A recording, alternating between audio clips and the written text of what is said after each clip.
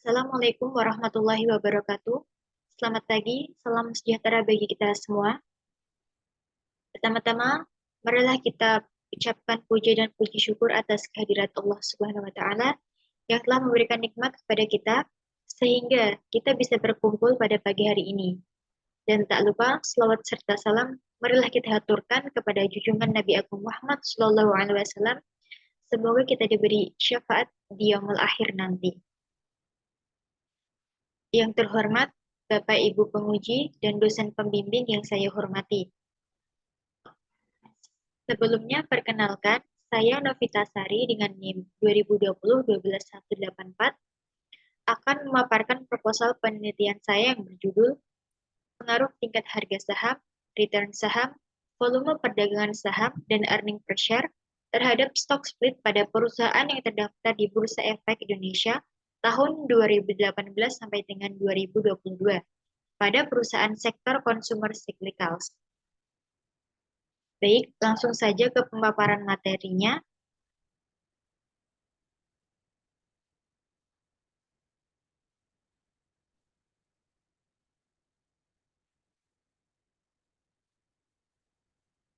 Yang pertama, ada latar belakang penelitian. Harga saham itu sendiri di pasar modal dipengaruhi oleh beberapa faktor, yaitu faktor permintaan dan penawaran saham.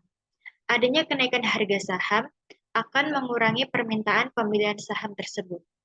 Untuk mencegah adanya kondisi tersebut, maka perusahaan harus melakukan upaya untuk mengembalikan harga saham ke kisaran tertentu.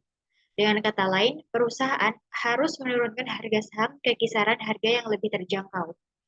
Adapun langkah atau upaya yang dapat dilakukan adalah dengan melakukan stock split. Pada tahun 2018 sampai dengan 2022, sedikitnya ada 40 perusahaan yang melakukan stock split. Salah satunya adalah PT Berkah Beton Sadaya Tbk.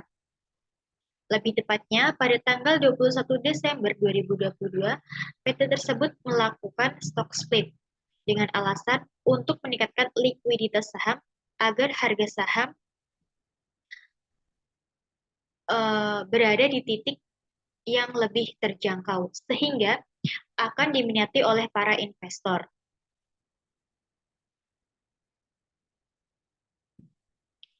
Kemudian dari adanya latar belakang tersebut, muncullah rumusan masalah. Yang pertama ada, apakah harga saham berpengaruh terhadap stock split? Yang kedua, apakah return saham berpengaruh terhadap stock split? Yang ketiga, apakah volume perdagangan saham berpengaruh terhadap stock split? Dan yang terakhir, apakah earning per share berpengaruh terhadap stock split?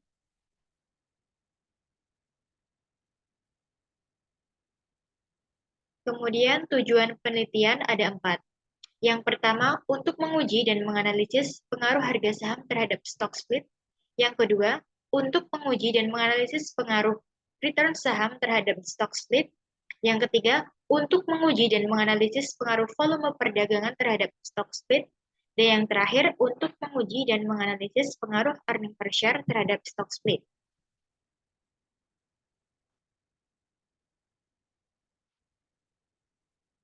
Kemudian landasan teori yang digunakan dalam penelitian ini ada 2.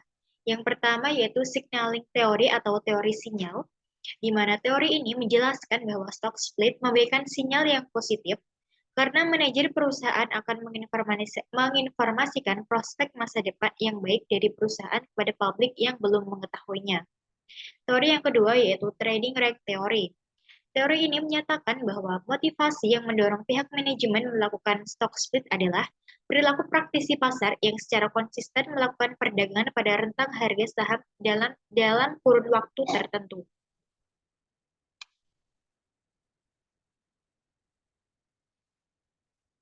Kemudian selanjutnya ada rancangan penelitian. Penelitian ini sendiri menggunakan metode penelitian kuantitatif dan data yang digunakan dalam penelitian ini adalah data sekunder. Objek dalam penelitian ini adalah perusahaan sektor consumer cyclicals yang melakukan stock split yang terdaftar di Bursa Efek Indonesia dengan kriteria perusahaan yang sudah menyajikan laporan keuangan tahunan secara lengkap dan sudah dipublikasikan. Kemudian metode pengumpulan data yang pertama metode yang digunakan adalah metode kuantitatif. Eh, Pemilihan metode ini berdasarkan alasan karena penelitian ini menekankan pada teori yang berupa variabel-variabel angka dan melakukan analisis data yang berupa pemodelan sistematis dan prosedur statistika. Kemudian ada populasi.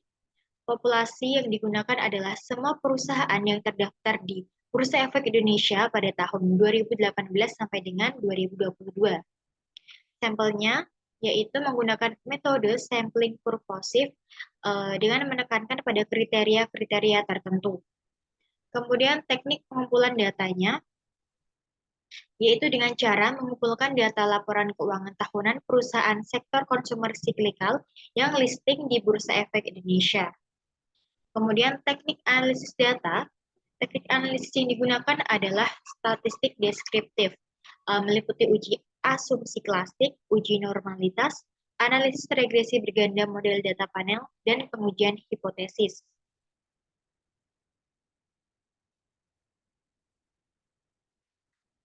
Baik,